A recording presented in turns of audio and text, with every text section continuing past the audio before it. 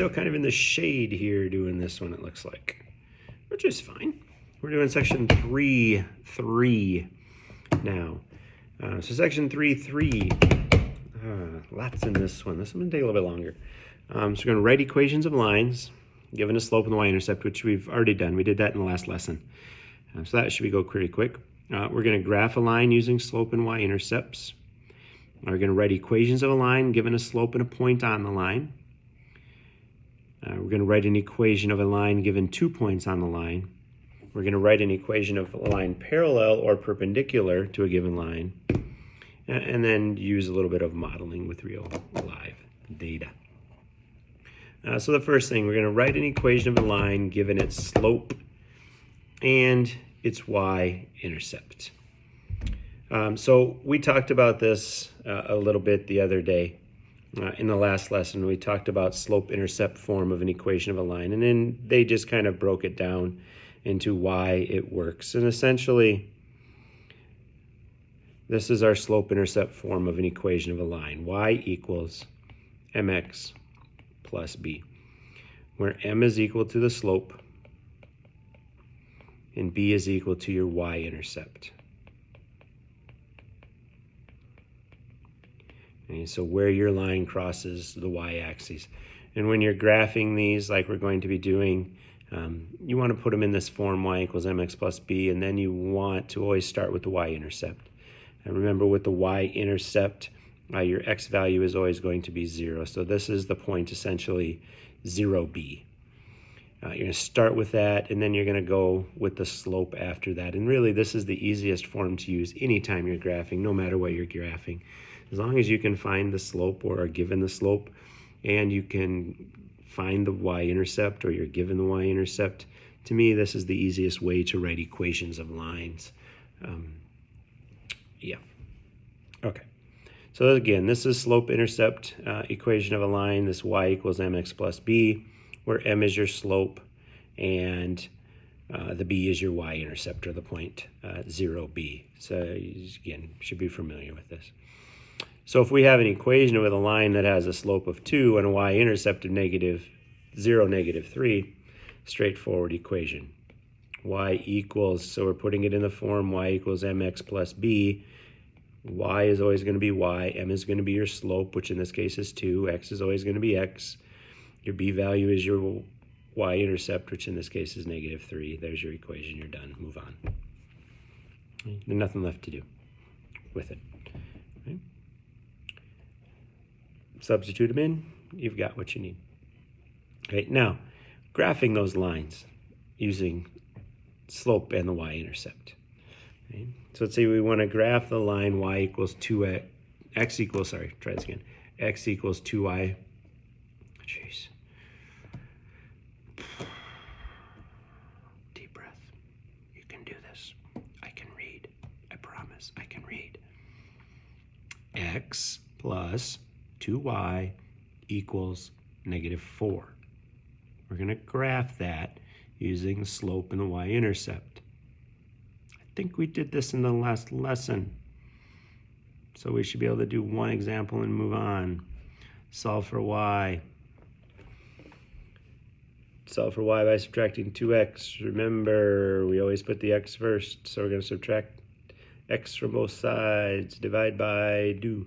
Divide by 2. Divide by 2. So you get y equals, what is that? Oh, there's supposed to be a 1 there. So -1/2 x minus 2. My slope, just for fun, is -1/2. My y-intercept is the point, y equals, my y-intercept, remember, is the point 0b, so 0, -2. When you're graphing these, always start out with your y-intercept, 0, -2.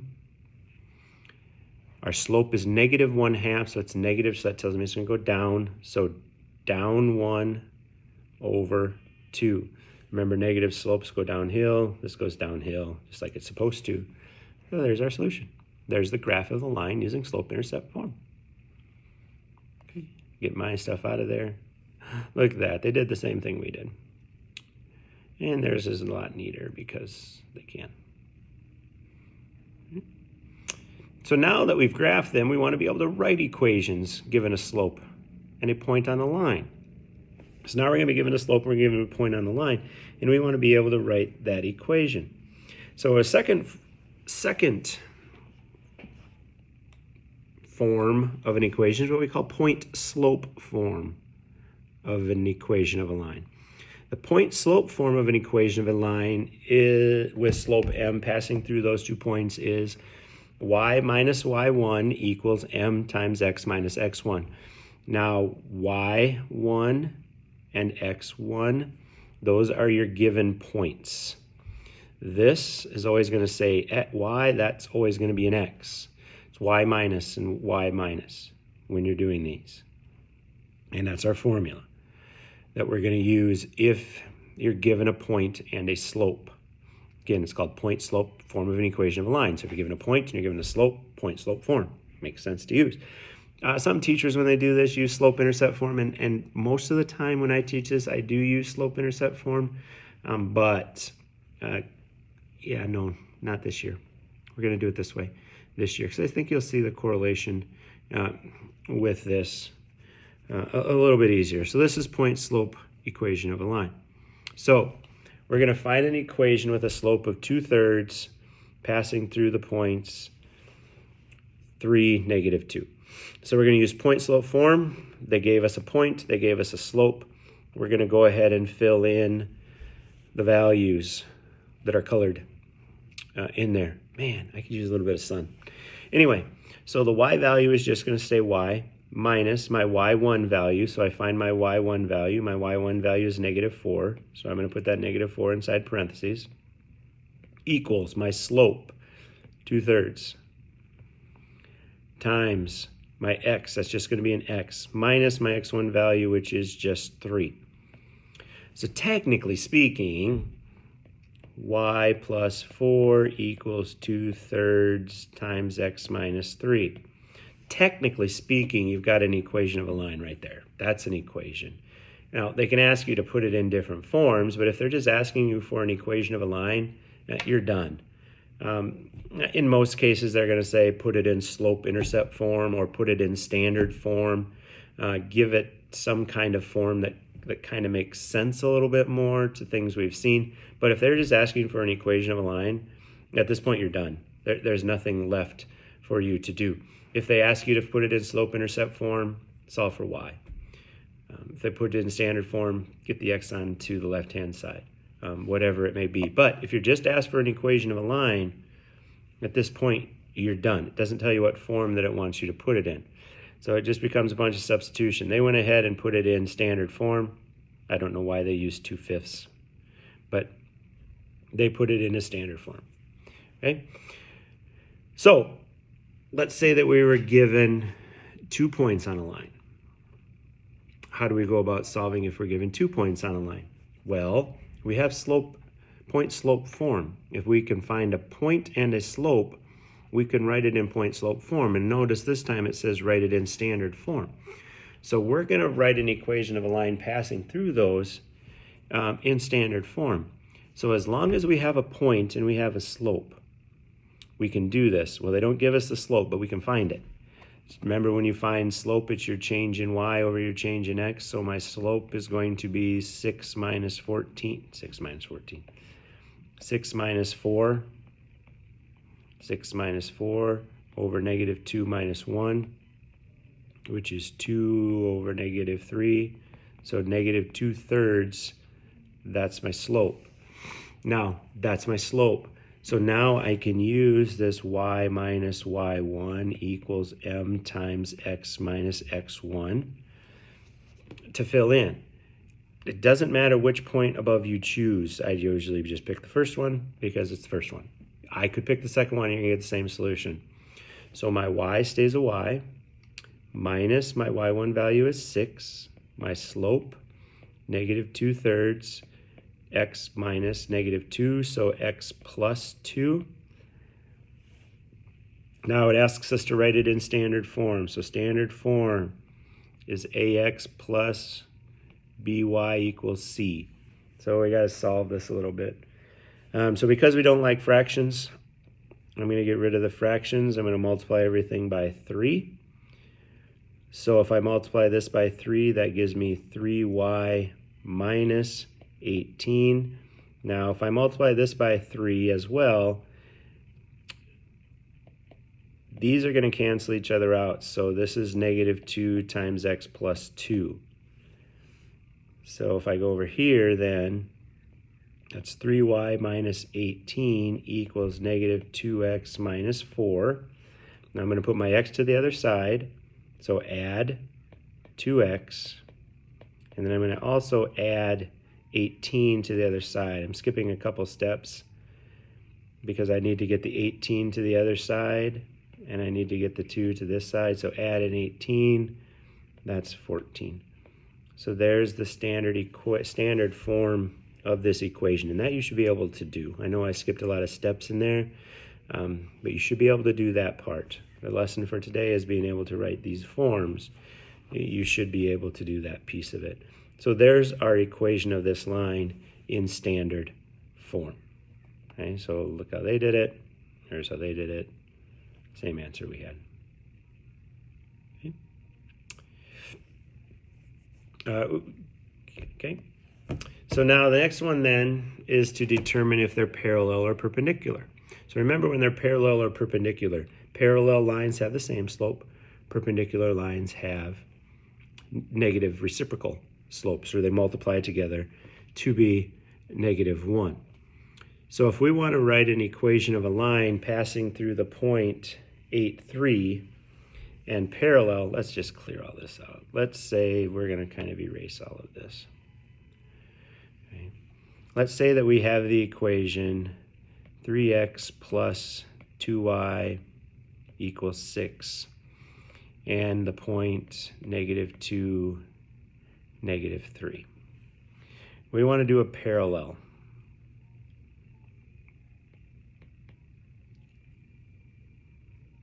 Line.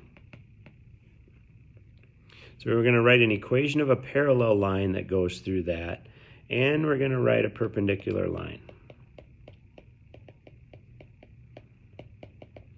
that goes through that point. So we've got this line, 3x plus 2y equals 6. We've got this point that's out there somewhere, negative 2, negative 3. And we're going to write an equation of a line that's parallel to 3x plus 2y minus 6 that goes through that. And we're going to write one that's perpendicular to it. So the first thing we have to do is we need to find the slope of this. So we're going to find the slope of 3x plus 2y equals 6. So that would give us, so 3x plus 2y equals 6, subtract 3x. So 2y equals negative 3x plus 6 divided by 2. So our slope, so that gives us y is equal to negative 3 halves x plus 3. So our slope for our parallel line, our slope is going to be negative 3 halves. And it has to go through the point negative 2, negative 3. For our perpendicular one, our slope is going to be the negative reciprocal of that, or 2/3. But it's still going to pass through the point negative 2, negative 3. So we've got two equations we're going to write here. Okay, so we've got y minus y1. So y minus negative 3, so y plus 3 equals negative 3 halves times x minus x1. So technically speaking, there's your equation of the line. Now you can multiply by 2, put it in standard form, whatever it is that you need to do with that. For the perpendicular one, then, we're going to have y plus 3 equals 2/3 times x plus 2. And notice the only thing that changes in these two equations is that slope. That's the only thing that changes in these two equations. We've got a parallel slope that's the same. We've got a perpendicular slope that's the negative reciprocal. So that's the only thing that's going to change in there. The y minus y1, the x minus x1, they're going to remain the same. Now again, you may have to put it in a different form, but you can do that when you're doing these questions. Just make sure you read the directions. If it says standard form, put it in standard form. If it says slope-intercept form, put it in slope intercept form. But that's essentially how you go through and do one that is parallel. And obviously, we did something completely different than what they did. Okay, so just some general forms of linear equations. You get y is equal to mx plus b, that's slope-intercept form. Y minus y1 equals x times x minus x1, that's point-slope form. Standard form, ax plus by equals c. A horizontal line, y equals is a horizontal line, and x equals is a vertical line. These things, I'd take a picture of that. Take a picture of this whole thing. Use that. Take a picture. Get that into your memory, because when to use these, it even uses when to use these. So these are good things to have in there when you're taking your assessment, so you know exactly which one of the different forms to use with these. Kind of the same thing then, kind of those real life models. Again, you can find slope, you can do these things kind of as well. We're going to do, try one more example of this. And get Smart Notebook up here running. Do one more example so we make sure that we're all right. So let's say we've got 2y plus 4x equals 16. So there's our equation of a line. We're going to go through the point 2, 8. We're going to write an equation that's parallel and an equation that's perpendicular. And this time we're going to put them in standard form when we do this. All right, so change the color here. So first thing we have to find is a slope. We have a point, we need a slope. So we're going to just kind of do this over here. So we've got 2y plus 4x equals 16, subtract. That's negative 4x plus 16, divide by 2. That's negative 2x plus 8. So that an equation that's parallel, my slope is going to be negative 2, and it has to go through the point 2, 8. Perpendicular, the negative reciprocal of 2, negative 2. So it's negative, so it's going to be positive. 2 flipped on its head is 1/2, so the slope is going to be 1/2, and it has to go again through the point 2, 8. Change color. So on the top, we've got y minus y1. So y minus 8 equals negative 2 times x minus 2. Now I said put it in standard form. So we're going to do that. So that's y minus 8 equals negative 2x plus 4. Add 2x to the other side. So that's y plus 2x. Add 8 to the other side equals 12. There's the equation parallel in standard form. Equation perpendicular in standard form. So again, we talked about this before, what the y minus, those are the same. The only thing that changes is the slope. So y minus 8 equals, now my slope is 1/2 times x minus 2. So that's y minus 8 equals 1/2 x minus 1. So that's y minus 1/2 x equals 7. And there's the equation perpendicular to it. Okay? So those are some of the things that you are going to have to do today. You're going to have to write equations of lines that are parallel, that are perpendicular. You're going to have to find the slope, put in slope-intercept form, put in standard form. You're going to graph a little bit and do all of those different types of things. So we're sitting almost at 20 minutes for this, so this one was kind of long, but lots of good stuff in there. So that was section 3.3. That will lead you up to a quiz now. So once you finish this section off, you're going to have a little bit of a review that you need to do in there, but you can then go ahead and take the quiz for 3.1 through 3.3. 20 minutes right on the nose.